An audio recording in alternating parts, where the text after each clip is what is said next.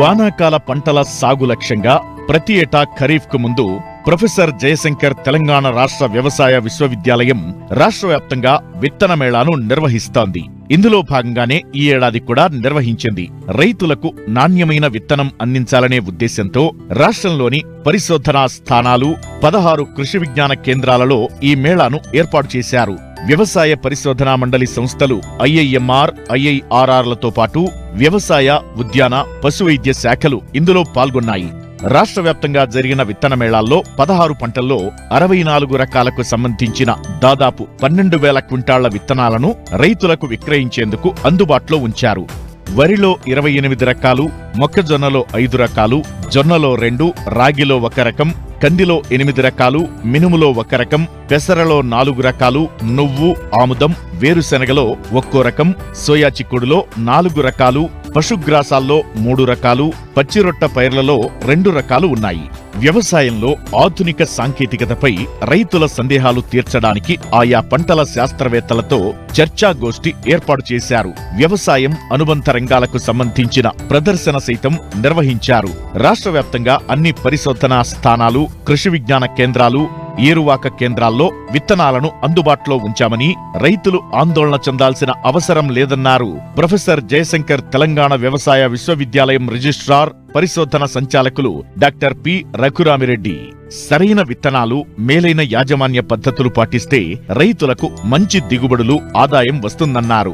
రాష్ట్రంలో సాగయ్యే ప్రధాన పంటలకి సంబంధించి నాణ్యమైన, మేలైన, తెగుళ్లను తట్టుకోగలిగే అనేక రకాల విత్తనాల్ని విశ్వవిద్యాలయం అందుబాటులోకి తెచ్చిందని, వాటిని వినియోగించుకోవాలని రైతులకి సూచించారు. ఈ సీడ్ మేళా అనే కార్యక్రమం ప్రతి సంవత్సరం నిర్వహించడం జరుగుతుంది. అదేవిధంగా ఈ సంవత్సరం కూడా దానిలో భాగంగానే సీడ్ మేళా అనేది స్టార్ట్ చేయడం జరిగింది.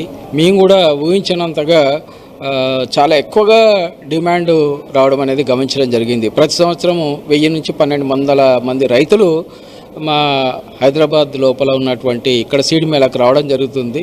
కానీ ఈ సంవత్సరం చూసుకున్నట్లయితే ఇప్పటికే 2500 పైన రిజిస్ట్రేషన్లు అనేది జరగడం జరిగింది. వివిధ రీసెర్చ్ స్టేషన్లో కానీ కేవీకేలో కలిపి 16 పంటల లోపల 67 రకాలను విడుదల చేయడం జరిగింది. ఈ పంటల యొక్క విత్తనాలన్నీ కూడా రైతులకు హైదరాబాద్లో కొంత మరియు మిగతా ప్లేస్ లోపల కూడా మొత్తం కలిపి ఒక 12,000 క్వింటాల విత్తనాలను అందుబాటులో తీసుకురావడం జరిగింది.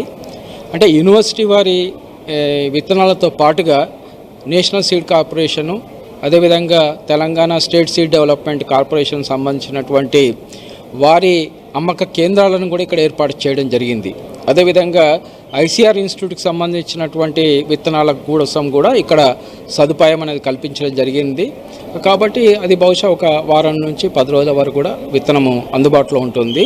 అంటే మన దగ్గర విత్తనం అయిపోయేంత వరకు కూడా విత్తనాన్ని పూర్తిగా రైతులకు అందుబాటులో ఉంచడం అనేది జరుగుతుంది. విత్తన మేళాలో నాణ్యమైన ఫౌండేషన్ సీడ్ అందుబాటులో ఉండటంతో రైతులు భారీ సంఖ్యలో హాజరయ్యారు. అయితే విత్తనాలు కొద్ది మొత్తంలో ఉండటం, అందరికీ అందాలనే ఉద్దేశంతో ఒక్కో బస్తా మాత్రమే ఇస్తున్నారు. ఈ విత్తనాలను 3-4 పంటల వరకు విత్తన ఉత్పత్తి చేసుకుని వాడుకోవచ్చని శాస్త్రవేత్తలు చెబుతున్నారు. ఈ పులాస వ్యవసాయ పరిశోధన కేంద్రంలో విత్తన మేళా జరుగుతుంది. మరి ఇందులో వీళ్ళు ఇక్కడ తయారు చేసిన విత్తనాన్ని మరి మంచి నాణ్యతతోటి కూడిన విధంగా తయారు చేసి బ్యాగులు ఇవ్వడం జరుగుతుంది. మేము బయట ఎక్కడ ఏ షాపులో తీసుకున్నా ఆ ప్రాసెస్ చక్కగా చేయక అందులో తప్ప తాలు రకరకాల నష్టాలు వస్తున్నాయి.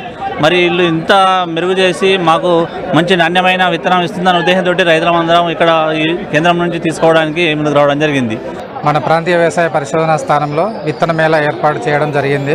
మన ప్రాంతంలో వరి ప్రధానమైన పంట కాబట్టి దాన్ని దృష్టిలో పెట్టుకొని రైతులకు మనకు ప్రాంతీయ వ్యవసాయ పరిశోధనా స్థానంలో దొడ్డు రకాలు JGL 24423 అనే రకము, అదేవిధంగా సన్న రకాలలో మనకు JGL 27356 అనే రకాన్ని రైతులకు అందుబాటులో ఉంచడం జరిగింది.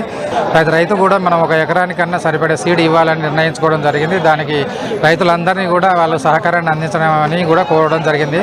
దాని నాణ్యతతో పాటుగా ఈ రకాన్ని 2-3 సీజన్లు కూడా వాడుకోవడానికి వీలుగా ఉంటుంది.